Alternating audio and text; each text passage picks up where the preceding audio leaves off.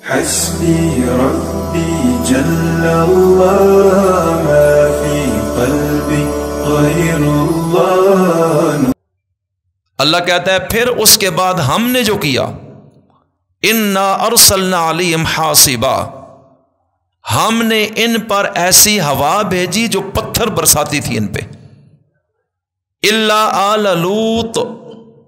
سوائے حضرت لوط کے گھر کے کچھ لوگوں کے ہم نے سب کو مار دیا۔ نجیناہم بسحر، اور حضرت لوط علیہ السلام کی بیوی بھی اس عذاب میں چلی گئی، اور گھر کے جو باقی لوگ تھے ان کو ہم نے صبح سحری کے ٹائم فجر طلوع ہونے سے کچھ پہلے ہم نے بچا لیا، کیونکہ وہ غلط راستے پر نہیں تھے،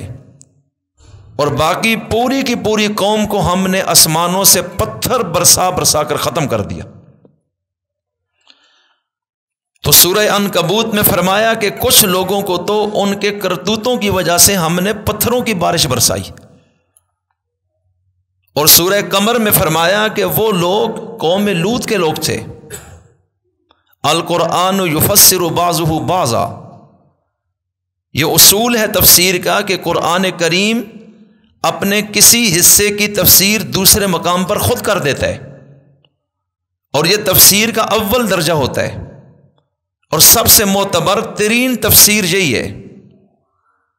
اس کے بعد دوسرا درجہ کہ قرآن کریم کے کسی مقام کی تفسیر رسول کریم علیہ السلام کی حدیث اور گفتگو کے ساتھ، یہ بھی مستند ترین تفسیر ہے۔ اس کے بعد صحابہ اکرام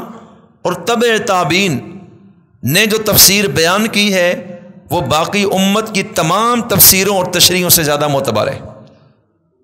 تو یہ درجہ اول کی تفسیر کے ساتھ قرآن کریم خود بتا رہا ہے کہ یہ عذاب آیا ہے، یہ صرف ڈراوا نہیں، یہ کہانی نہیں ہے، اور یہ ہو چکا ہے ماضی میں، اور اللہ تعالیٰ نے اس قوم کا ذکر قرآن کریم کی کئی صورتوں میں کیا اور تفصیل سے کیا ہے۔ پارہ نمبر 14 میں سورہ حجر کے اندر بھی بڑی تفصیل ہے۔ بہرحال وَمِنْهُمْ مَنْ أَخَذَتْهُ الصَّيْحَةُ، اور کچھ لوگوں کو ان کے کرتوتوں کی وجہ سے زوردار چیخ نے تباہ و برباد کر دیا، کہ ہم نے فرشتے کو بھیجا اور فرشتے نے ایسی چیخ ماری کہ اس قوم کے جگر ہی پھٹ گئے، اتنا خوف ہم نے ڈال دیا کہ تم ہمیں ناراض کر کے دنیا میں سکون چاہتے ہو، ایسے کیسے ہو سکتا ہے۔ اور سورہ قمر میں آیت نمبر 31 میں فرمایا انا ارسلنا علیہم صیحۃ واحدہ، کہ ہم نے ایک ہی چیخ اور چنگاڑ بھیجی، ایک ہی چیخ سے اس پوری قوم کی بدماشی ختم ہو گئی، ان کے لیے ہمیں کچھ زیادہ نہیں کرنا پڑا۔ فکانوا کحشیم المحتضر، جس طرح باڑ لگانے والا باڑ لگاتا ہے اور بعد میں باڑ روند دی جائے اور کچل دی جائے تو باڑ کی جو شکل ہوتی ہے،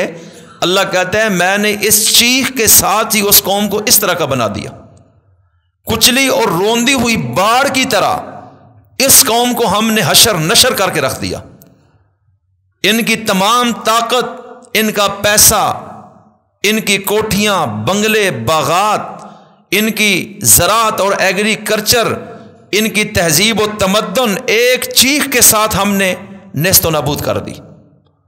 اس لیے کہ انہوں نے ہمارے ساتھ مقابلہ کیا ہے۔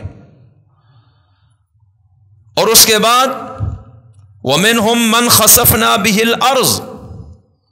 اللہ تعالیٰ کہتا ہے کہ کچھ ایسے لوگ بھی تھے جن کو ہم نے زمین میں دھنسا دیا،